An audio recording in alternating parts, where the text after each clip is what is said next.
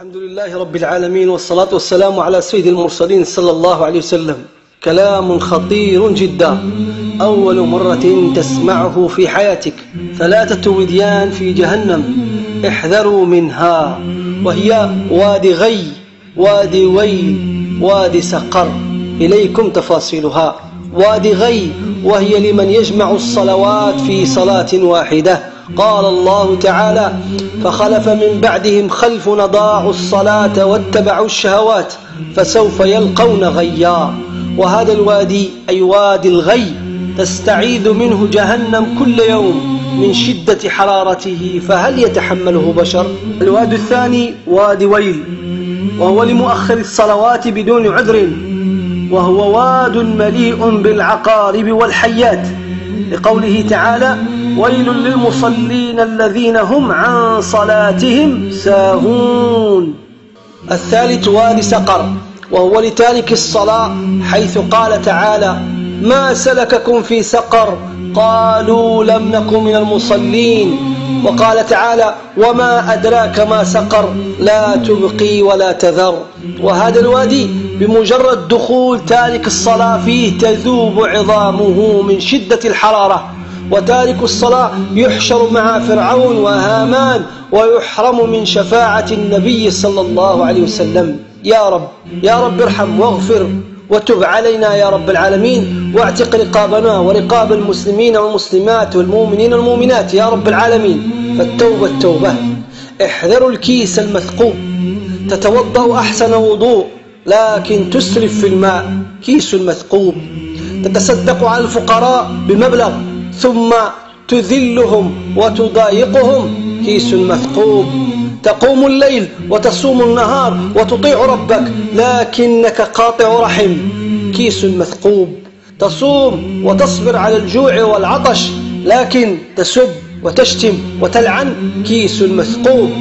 تلبسين العباية والطرحة فوق الملابس لكن العطر فواح، كيس مثقوب. تكرم ضيفك وتحسن إليه لكن بعد خروجه تغتابه وتخرج مساوئه، كيس مثقوب. أخيرا، لا تجمعوا حسناتكم في كيس مثقوب، تجمعوها بصعوبة من جهة ثم تسقط بسهولة من جهة أخرى. يا رب أسألك لي ولأحبتي الهداية والغفران. عجائب الشعب العربي لا يستطيع السفر للحج لأن تكلفة الحج مرتفعة، لكن يستطيع السفر رغبة في تغيير الجو. ألا إن سلعة الله غالية. لا يستطيع شراء الأضحية لغلاء السعر، لكن يستطيع شراء آيفون لمواكبة الموضة. ألا إن سلعة الله غالية.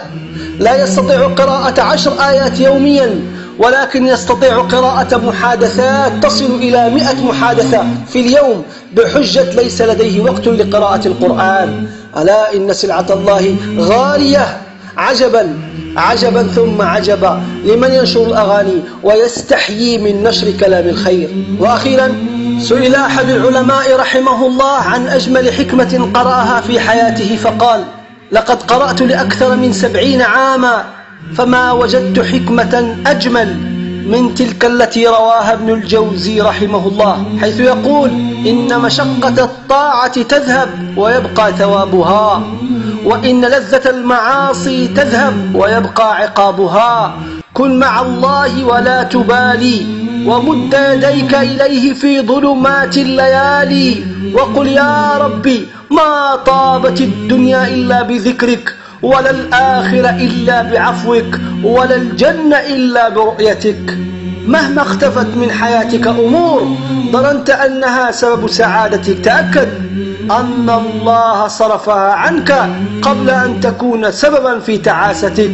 فصافح وسامح ودع الخلق للخالق، فنحن وهم راحلون. افعل الخير مهما استصغرته، فإنك لا تدري أي حسنة تدخلك الجنة. يا رب كل من سمعها ونشرها ارزقه توبة نصوحة ودعوة مستجابة، واختم لنا وله بلا إله إلا الله محمد رسول الله صلى الله عليه وسلم. وآخر دعوانا أن الحمد لله رب العالمين.